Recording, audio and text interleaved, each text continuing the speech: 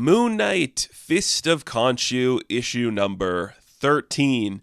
That's right, folks. Come next year, we are once again relaunching this title, which is exhausting, but I guess it does well enough to keep going. I mean, not every character gets that, but I don't know how long of a break we're going to take, if we're even going to take one. So just get used to this story, The Haunting of the Wrecker, issue 2 of that arc.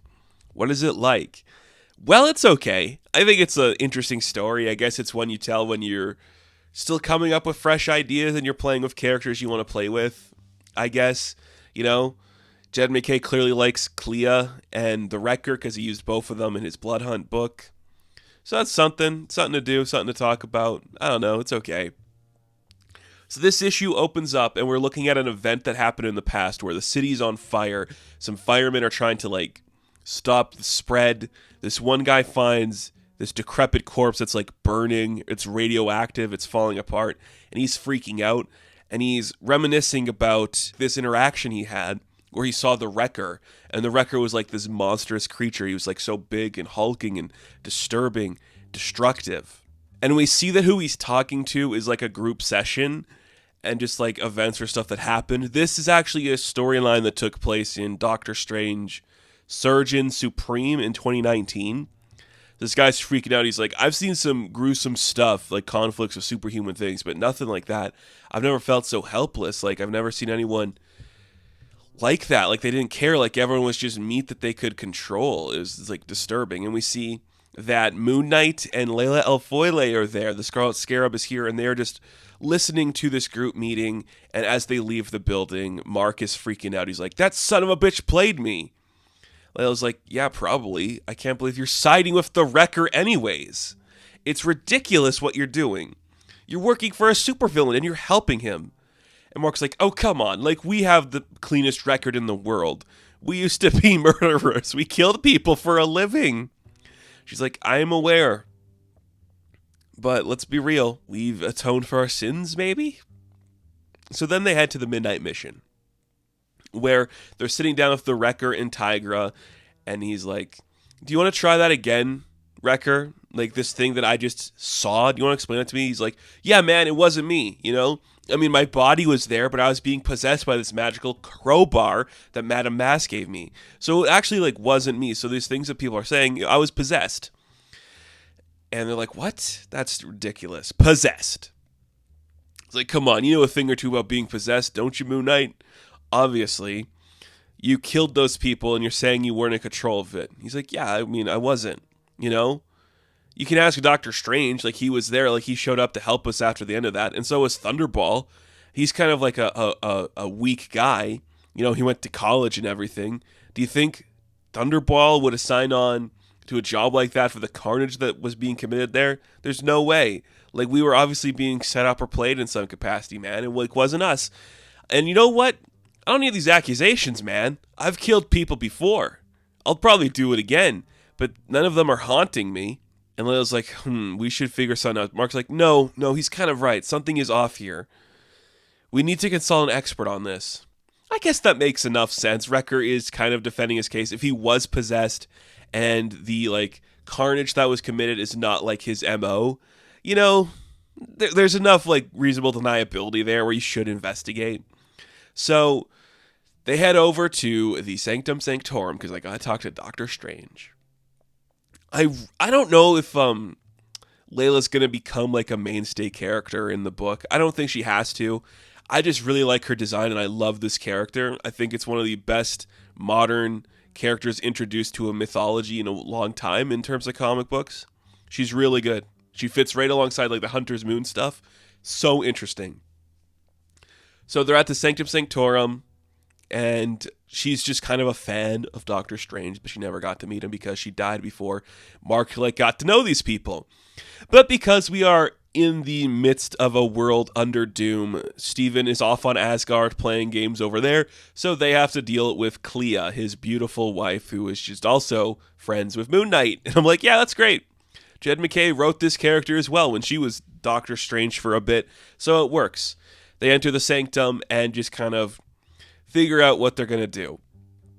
Layla explains the situation. Mark explains that they think the Wrecker's been controlled.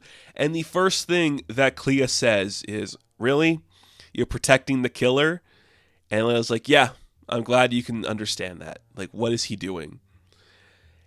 And Mark's like, "Come on, this is not an easy situation to be a part of. Like, there's some complicated stuff that's arising here that we got to figure out, okay?" And Clea's like, "Look, man, I'm not a doctor. I'm a warlord. The best I could do for you is like release your astral forms so you can figure out what's going on. And you could look for the magic side of this yourself." So that's what Clea does.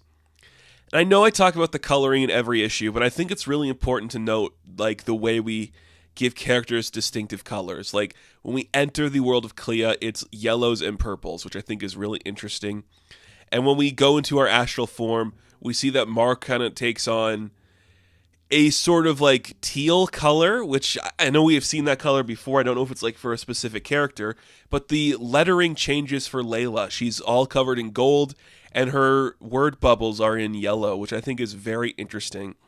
And they're looking at this world, and they're seeing all the beauty around it, and Layla's just, she's enraptured by it. Like, this is so cool. This is nothing like being in the underworld. It's so beautiful and vibrant here. It's kind of amazing.